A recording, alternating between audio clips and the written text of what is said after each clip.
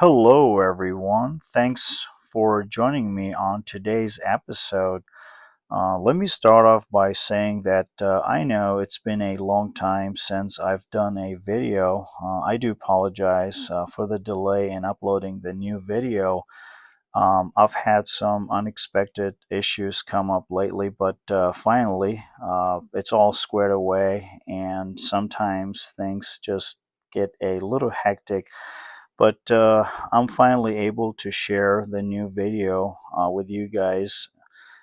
Thanks for sticking around and waiting for it.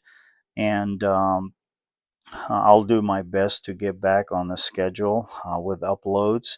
Thanks for your understanding and patience. And also, I just want to take a moment here to say a huge thank you to all of you for reaching 100 subscribers. Your support means a world to me. Thanks for those who have chosen to support my channel. And I'm so excited to continue creating content for you. Once again, a big thank you for each and every subscriber. We just hit a major milestone, which is 100 subscribers. So, yeah, it feels amazing, and I am really very humble right now. Please keep them coming, and that's how we all get better, right? Also, folks, sometimes there are a lot of work I put towards making these videos. Set aside reading the source material, doing a comprehensive research. Not to mention, I'm always short on time. And that being said, the time is very critical for me. And the other side of it is creating a specific diorama base that fits the specific category of the aircraft, and I have to come up with new ideas, etc., etc., and as such makes the task kind of a little more difficult for me. But yeah, I choose something challenging, but I find it rewarding to my little channel, and overall being passionate about it. So we'll leave that subject. All right, let's dive right in. Of course, we'll begin by addressing the course historical subject matter, and then we'll move on to to the more engaging and diverse topic, which is speaking about the model itself. So in today's video, we have here the Arctic Warrior, or Snowhawk, which is the Fairchild, the A-10A Thunderbolt 2. This particular A-10 belongs to the 18th Tactical Fighter Squadron. Also, this Thunderbolt assigned to Eielson Air Force Base in Alaska, or better knowing the exercise a cool Snowhawk. So to give you guys a quick glimpse about this particular squadron, exercise Cool Snowhawk was basically a military exercise conducted in Alaska in 1982, focusing on the deployment and operational capabilities of the A-10 Thunderbolt 2 in a cold weather environment. What was the purpose? The exercise tested the ability of the A-10s to operate from forward bases in Alaska and provide close air support to ground forces in a simulated combat scenario. The Thunderbolt 2 or Warhawk were central focus, with some even being painted in the Arctic camouflage schemes for the exercise that basically differed from the usual all gray or all green. This was an experimental scheme for the upcoming exercise, which called the Cool Snow. The location called, I believe, the Kotzebue Air Force Stations and other locations in Alaska um, served as the operational area for the exercise. And Cool Snowhawk marked the U.S. Air Force's first test of deploying the A-10s to Alaska, demonstrating their potential for operations in cold weather environment. And while the A-10s were never permanently stationed in Alaska, the exercise provided a valuable experience and data regarding their capabilities in the cold weather conditions. Also, other exercises like Scalp Hunter in Alaska, also in 1982, further tested the A-10's capabilities, including evasion tactics against ground-based anti-aircraft systems. And this was done as an experiment for an upcoming exercises titled Operation Cool Snowhawk. Um, the camouflage A-10 Thunderbolt 2 aircraft participating in exercise Cool Snowhawk, I think it's called 82-1. The exercise was held from March 8, 1982, at a forward operating location in Kotzebue, Alaska. All right. Now, this particular model, folks, from Hobbymaster and 1/72nd scale under model number HA1336. Now, let's move on to the history context.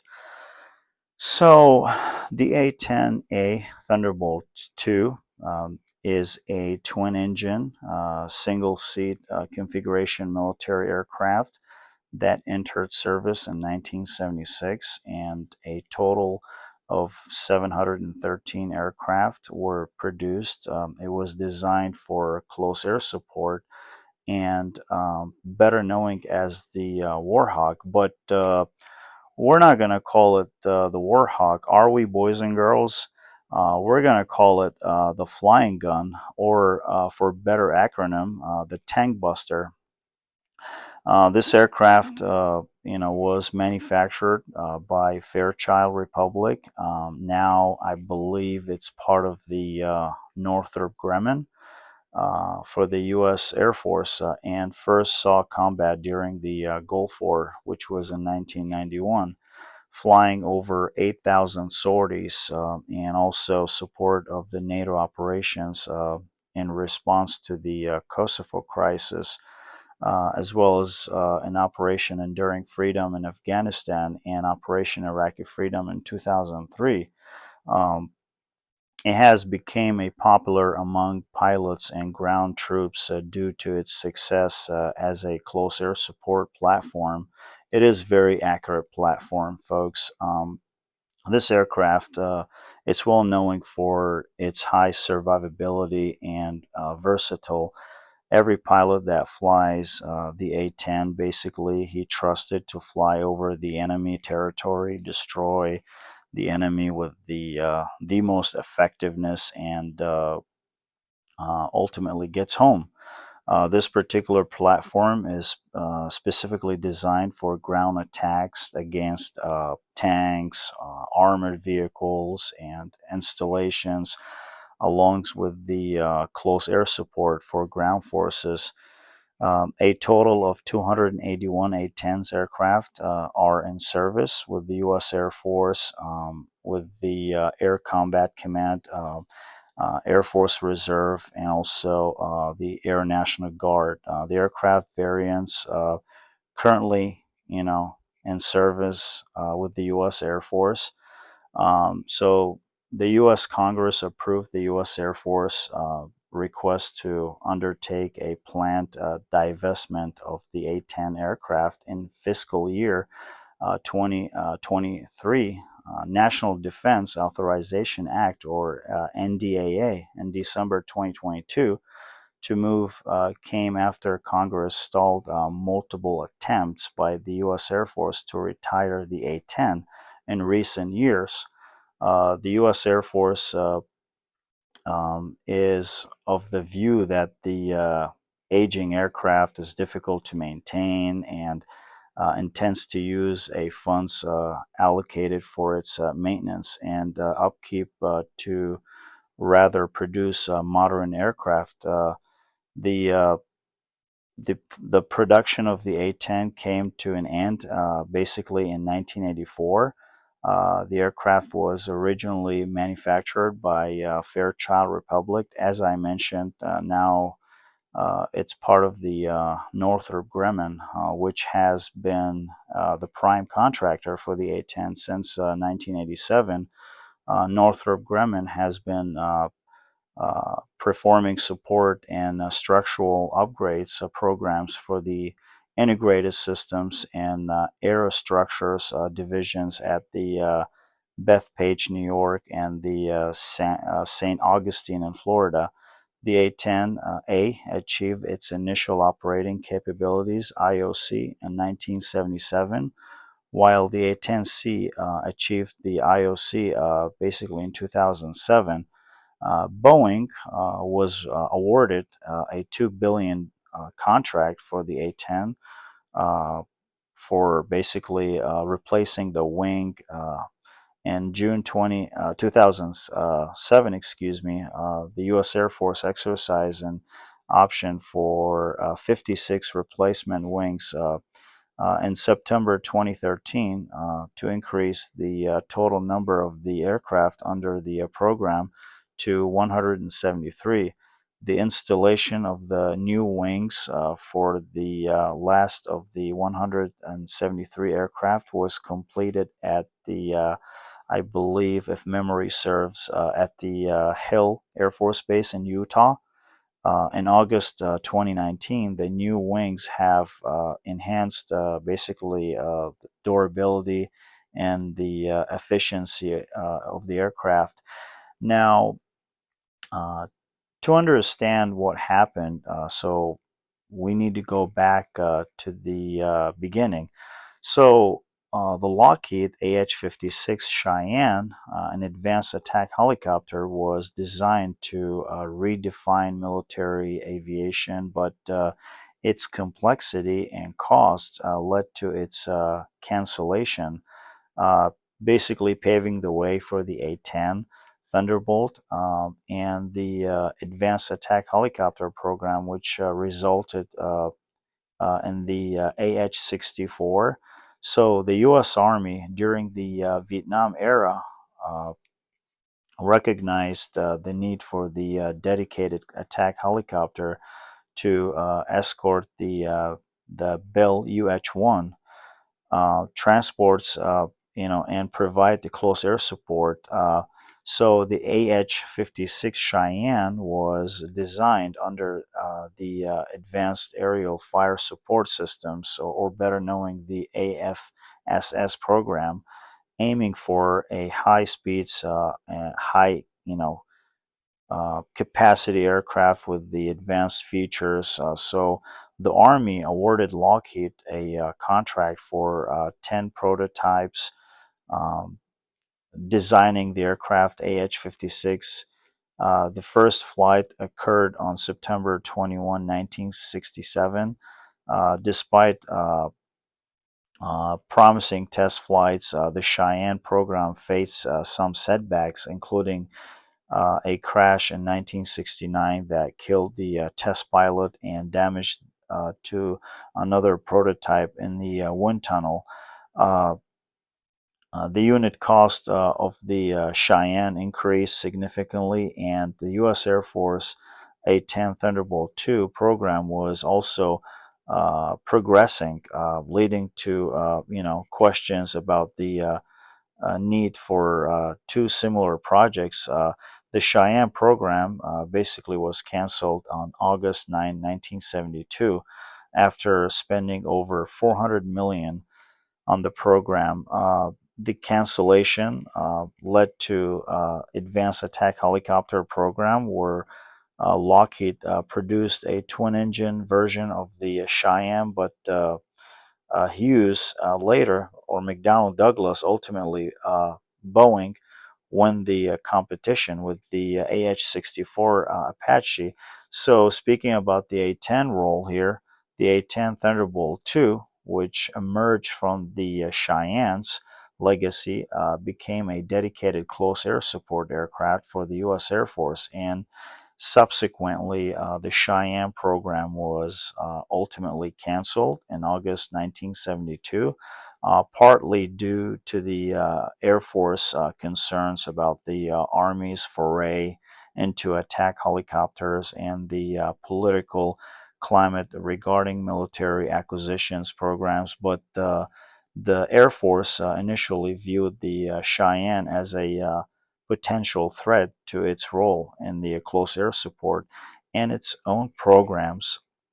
The A-10 was designed as a dedicated close air support aircraft, featuring a powerful cannon, long loiter time, and the ability to fly low and slow.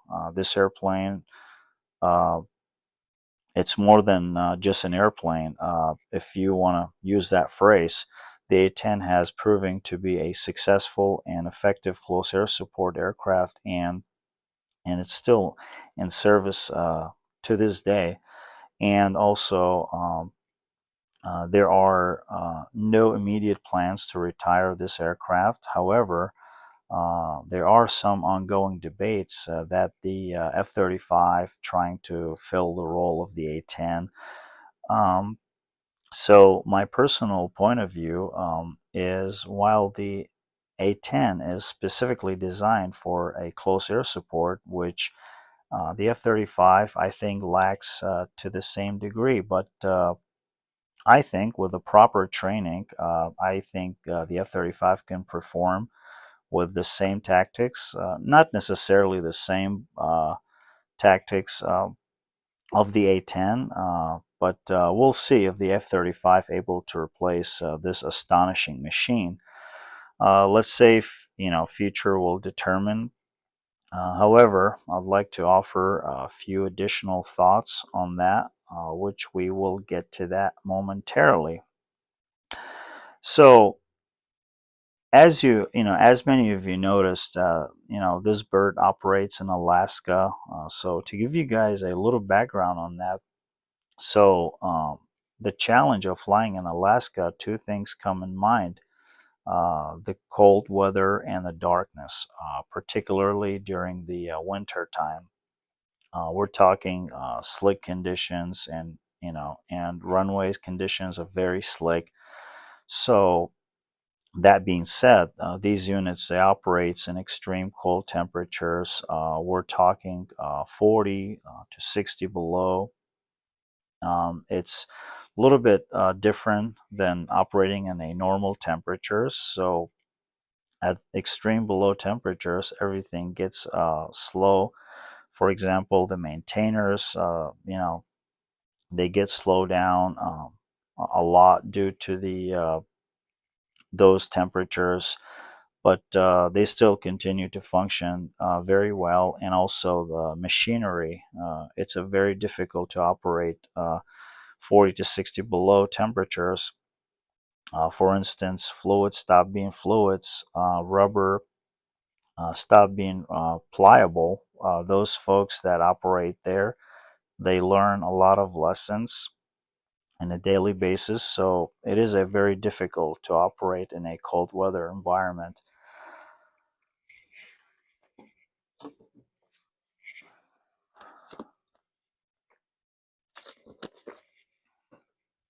Pardon me, folks. I had to take a little swig here. But anyways, so speaking about the A-10, some of its combat deployments throughout the history, excuse me. So the first one was the Gulf War, which was in 1990 to 1991. The A-10s were deployed to Saudi Arabia and participated in the Operation Desert Storm or Desert Shield, um, providing close air support to coalition ground forces. The other deployments were um, Balkans conflict, which was in 1990. The A-10s were deployed to Italy and participated in Operation Deny Flight and Operation Allied Force, providing close air support to NATO ground forces. Other deployments were in Afghanistan war, which was in 2001 to present. The A-10s have been deployed to Afghanistan multiple times, providing close air support. two coalition ground forces. Also, the other deployments were in Iraq War, which was in 2003 to, let me think here, I think to 2011. So the A-10 were deployed to Iraq and participated in Operation Iraqi Freedom, providing close air support to coalition ground forces. The other deployments were in Libya intervention, which was in 2011. A-10s were deployed to Libya and participated in Operation Odyssey Dawn, providing close air support to coalition ground forces. And folks, one more subject I would like to cover here about this aircraft. Lately, there have been some news going on for the past few years and floating around this aircraft. The U.S. Air Force is seeking to retire this aircraft. Air Force Chief of Staff General Brown said the Air Force would likely retire all its A-10 Warhawks over the next 5 or 6 years. Until recently, the Air Force and the Congress have disagreed over what to do with the famed and rugged attack airplane, while the A-10 was known and beloved for its close air support role in Iraq and Afghanistan over the last 2 decades. The Air Force says the low and slow flying airplane would not be able to survive in the fight against the nation with the modern air defenses. The U.S. Air Force has repeatedly sought congressional permission to start retiring the A-10 and instead use those resources to bring a newer jets as well. The U.S. Air Force has been focused on technology lately, which is great. We definitely need a super advanced technology to go up against the surface, air missiles and other electronic warfare in different contested area. For example, if you want to drop a nuclear bomb on, let's say, now, don't quote me on that, folks. Let's say you want to drop nuclear bombs on the um, uh, Iranian nuclear facilities. You definitely need that stealth category like an F-35 and the F-22s, and as well as the B-2 bombers. But once we're talk to something like doing a close air support, you're really going to want the A-10. I mean, the A-10 is going to be the bread and butter for that type of mission, and I think that that's incredibly crucial. Not to mention the affordability. The A-10 cost only 22,000 per flight hour, and I think that includes everything: the maintenance, fuel, all that going to be intertwined to that 22,000. Now, technically, 22,000 per flight hour, it's not a low number, but once we compare that number to other platforms such as the F-35 or F-16s, for example, the F-16 costs 26,000 per flight hour to operate. The F-16 can provide a limited close air support, but nothing can match the capabilities of the A-10 because the F-16, once gets the nosedive, it's much, much faster than the A-10. Not to mention the F-16 and the F-35 doesn't carry that big old beautiful gun, which is the A-10 built around. And the cost of the F-35 is double cost of the A-10. And I don't think so that the U.S. Air Force needs to spend 40,000 per flight hour on a stealthy fighter just to, let's say, doing close air support. So they need to arrange a different spectrum of capabilities. It's just not an ideal way. So the A-10 can support the troops anywhere, around the globe. and can do that constantly, and that's the name of the game. And this aircraft, it's made to survive. The aircraft has two resilient non-afterburning engines. They're located up above the wing lines. So basically, they're not going to ingest any fogs or dirt, which can land in unprepared runways, which puts the pilot in very good position. They can operate this aircraft in any austere environment. I've seen real footage of these aircraft coming from the missions, which they've lost a chunk from their fuselage, and they still, make it back to the base, which is incredibly amazing. Also, there is a titanium bath surround the pilot, which rated to withstand any anti-aircraft calibers. And speaking about the general dynamics, the 30 millimeter armor Pearson 7-barrel gun, oh boy, there is nothing like it. This gun is just built to slay anything its path. I think this aircraft, it's a very important asset to stay in the U.S. Air Force arsenal. Um, so, so come on, U.S. Air Force. If you guys watching my video, please let's keep this bad boy around. Or I would say, let's just build more advanced A-10s. Now, I know this video went too long. I do apologize, but sometimes, folks, these videos should be as long as they need to be. But hopefully this video will satisfy some of you out there, the A-10 fans.